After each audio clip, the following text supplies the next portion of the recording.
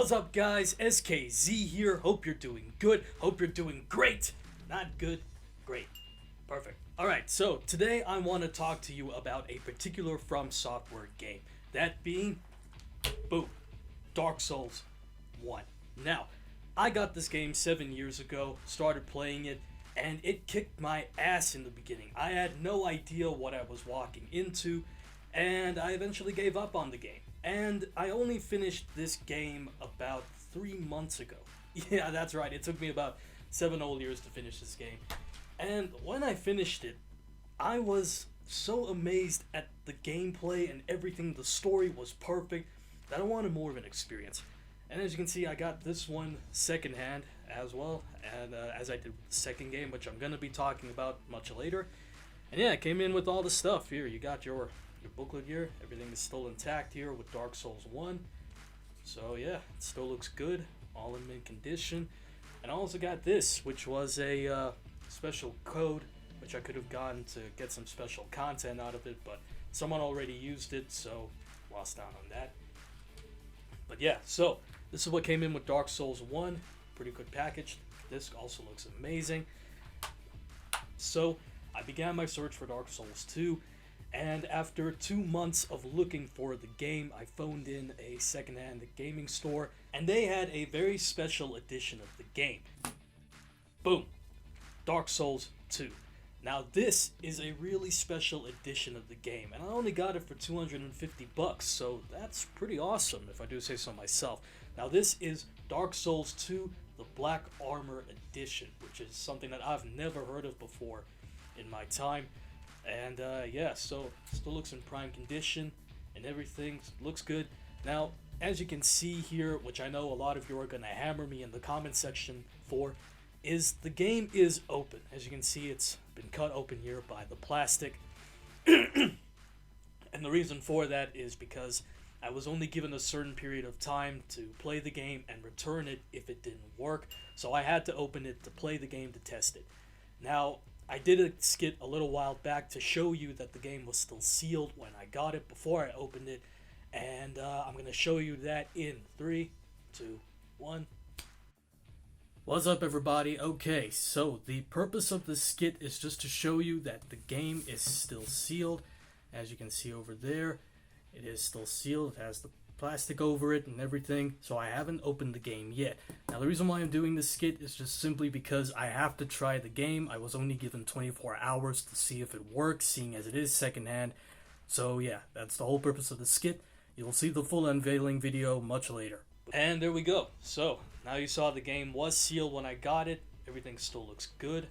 It's still sealed everywhere, as you can see. Alright, and we're gonna do an unboxing of this now. So yeah, let's get this out of here.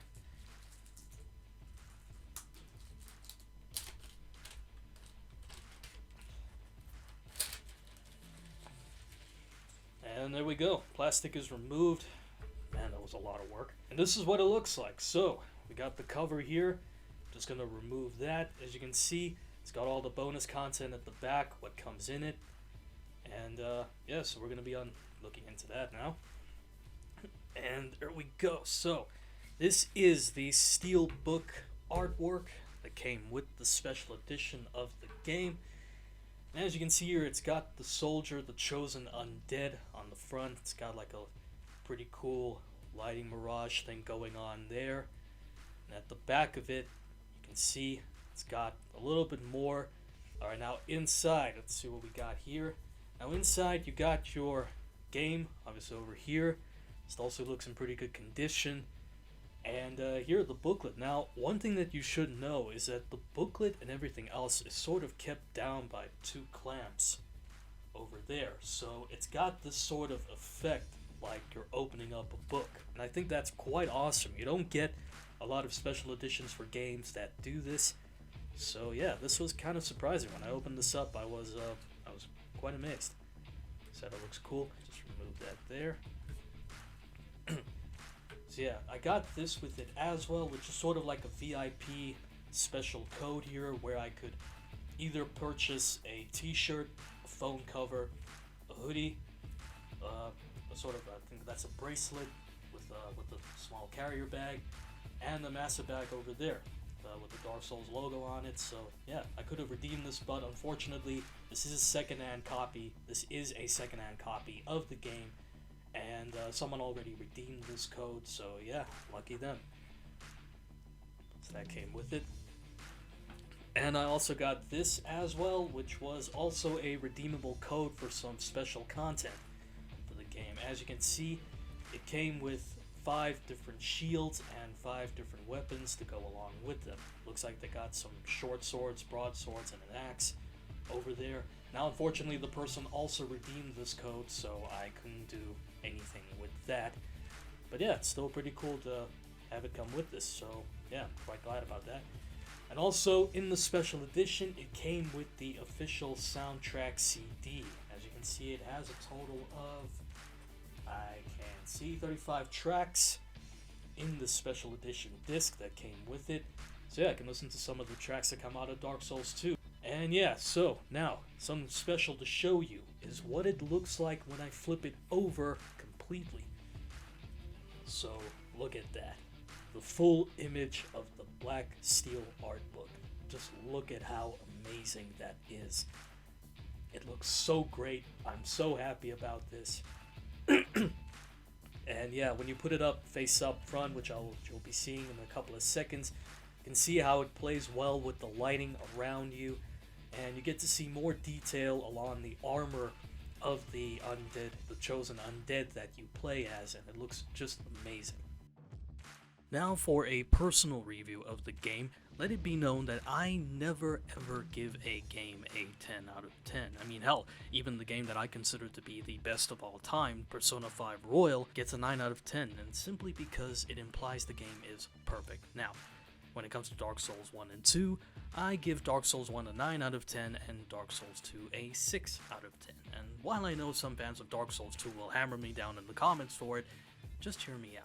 Now, starting things off with the game that began the birth of the trilogy, Dark Souls 1 became the game to own, being nominated for Best of E3 2011 and hitting 10 out of 10s across the board. And it's quite easy to see why, having improved the From Software formula that gave us Demon Souls, improved graphic fidelity, an easier control scheme, spectacular level design, and greater detail when it comes to, well, everything. Dark Souls 1 is an outright pleasure from start to finish. The NPCs are enticing enough that you could listen to their tales over and over again, with characters like Solaire of Astora, King Seeker Frampt, and Sigmar of Katarina, just to name a few.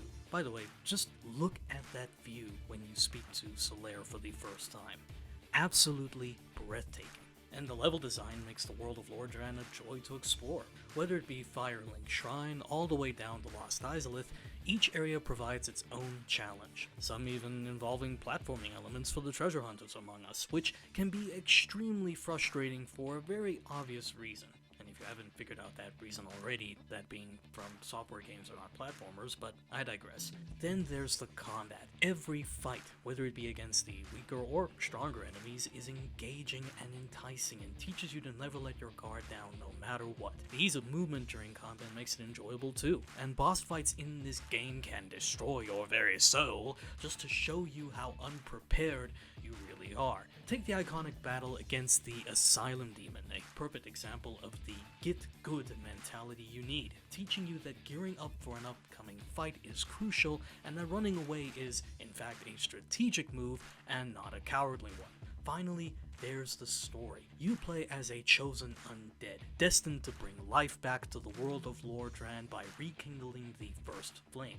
To do that, you need to reach the heart of Lordran itself by defeating the 4 keepers of the Lord Soul and obtaining the Lord Vessel as you proceed. However, the game throws in a slight twist at the end, giving you the choice to either bring light back to the land or plunge it further into darkness, dooming another chosen undead to take your place. Then there's Dark Souls 2. Now, it's quite clear to see that Hidetake Miyazaki, the creative director for the franchise, left this project to create another masterpiece simply titled Bloodborne. And boy, does it show. While the in-game cutscenes look great, the graphics leave much to be desired and are a far cry from its predecessors, making it look more like a prequel than anything else. Now, don't get me wrong. It is a great game to play in its own right, offering a somewhat engaging story, a wider variety of combat options and weapon choices, as well as a level design that, while not as good as the first game, is still impressive to look at. The NPCs, however, well, they're quite hard to remember and don't really have engaging storylines either. In fact, the only NPCs that truly come to mind are Lucitil of Mira, Merchant Hag Valencia, and the Emerald Herald. By the way, props to From Software for that one, who helps you level up and upgrade your Estus flasks. Now, the many different areas of Dark Souls 2 have their own unique style and feel as well. However, the level of detail in these areas just makes them seem like another bland level. Then you have areas like the Gutter and that very foggy area in the shaded woods of the invisible enemies, each an example of poor level design and absolute frustration. However, that does not mean to say that there aren't some good areas in this game. I mean, you have the likes of Drangley Castle, Hyde's Tower of Flame, and Majula, each either providing a stunning horizon, incredible level layout, or challenging enemies. Then you have the myriad of weapon choices which make combat more interesting, offering a greater variety of ways to take on the dangers of this once great kingdom. However, the mechanics can make combat a bit janky, not to mention the fact that due to the unneeded smoothness of this game, some actions seem unnecessarily flushed out. And as for the boss fights, oh boy. There's rarely any challenge here, making them your average grunt rather than an epic boss fight. I mean, some of the late game enemies provide more of a challenge than the bosses do. Let that sink in for a while. And finally, there's the story. You play as another chosen undead, sent out on a journey to lift the undead curse that befalls the Drangley Kingdom. Now, similar to Dark Souls 1, you have to hunt down 4 Great Souls, which unlock a secret area within Drangley Castle to get there.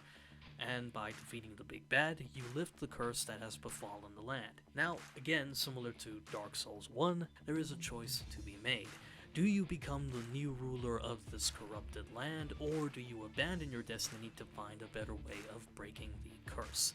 And there is one more thing that I just want to add, and that is the humanity mechanics for both of these games. Now, Dark Souls 1 had a pretty challenging way of showing it. You had to acquire humanity in order to use them at a bonfire in order to become human. That was hard, seeing as finding humanity in this game was pretty difficult. However, in Dark Souls 2, all you had to do was just find a human effigy. And human effigies seem to be a common item in the game well enough that there's no challenge at all just staying human wherever you go. Not to mention the fact that you didn't even need to use a human effigy around a bonfire. You could basically just pop one out and use it wherever you were. I mean, you could pop up in front of a boss area, undead, and then just use a human effigy to become human and find a summon sign to help you whenever you wanted. Whereas in Dark Souls 1, you actually had to be at a bonfire and use your humanities to become human. The amount of difficulty in Dark Souls 2 does not come anywhere near the difficulty in Dark Souls 1. However, like I said before when I started this review, Dark Souls 2 is a great game in itself. And again, before you knock me in the comment section for it, I just want you to know that.